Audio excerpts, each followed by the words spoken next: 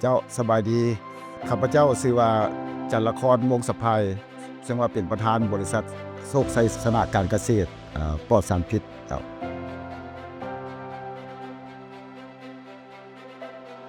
แล้วปัจจุบันถือว่า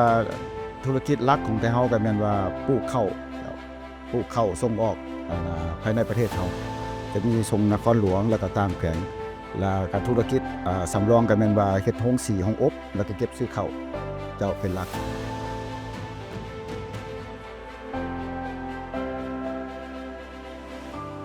เจ้าถือว่าบริษัทเฮาสร้างตั้งปี2021แล้วก็ได้เป็นลูกค้าทั้งทสก.เฮามานี่ได้ถือว่า4ปีแล้วเนาะ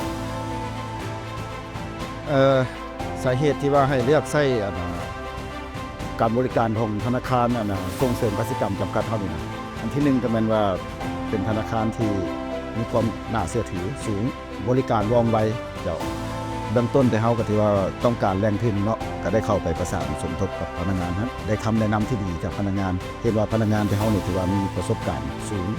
และก็ได้แนะนำทางด้านการวางแผนเรื่องการเงินการนำใช้สินเชื่ออื่นๆอีกหลายๆอย่างฉะนั้นเฮ็ดให้เฮาคิดว่าถ้าเลือกใช้ธนาคารส่งเสริมกสิกรรมจำกัดเท่านี้เงื่อนไขดีหลายอย่างดอกเบี้ยก็บ่สูงเกินไปเหมาะสมก็ได้หมดก็ขอแสดงความขอบใจทั้งธนาคารส่งเสริมกสิกรรมจำกัดเท่านี้ที่ว่าเลือกเนาะคัดเลือกเอาบริษัทไทยเฮาโชคชัยสนะการเกษตรปลอดสารพิษเป็นลูกค้าเพิ่นก็เป็นผู้ให้ทุนก้อนใหญ่ที่มาดำเนินธุรกิจให้เฮาสิว่าสามารถเฮ็ดให้ธุรกิจเฮานี่ดำเนินมาได้ไกลกว่านี้แสดงความขอบใจทั้งธนาคารส่งเสริมกสิกรรมจำกัดเฮานี้ที่ว่าให้คำปรึกษาแนะนำที่ดีพร้อมเดียวกันนั้นก็เป็นทุกยุติดตามมาตลอดแล้วก็ให้ทุนซึ่งว่าเบื้องต้นแต่เฮาแล้วมันเริ่มจากพื้นที่นาแล้วมัน30เฮกตาร์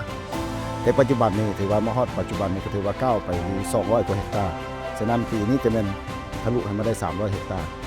เทียมคู่กันนั้นบ่แม่นบริษัทเฮาจะได้ผลประโยชน์เนาะอย่างเดียวแต่ว่าประชาชนอ้อมข้างก็ยังได้รับผลประโยชน์หลายทั้งด้านทั้งกลุ่มทั้งอ้อมเช่นยกตัวอย่างเอาพวกเฮาเก็บซื้อฝุ่นนี้ปีนึงก็หลายกว่า400ตันฉะนั้นการผลิตข้าวนี่ก็เฮ็ดให้ประชาชนอ้อมข้างนั้นสามารถมีส่วนร่วมทางด้านผลประโยชน์เนาะทางด้านชีวิตการประโยชน์ไม่ดีขึ้นฉะนั้นขอขอบใจทั้งธนาคารส่งเสริมกสิกรรมที่ว่า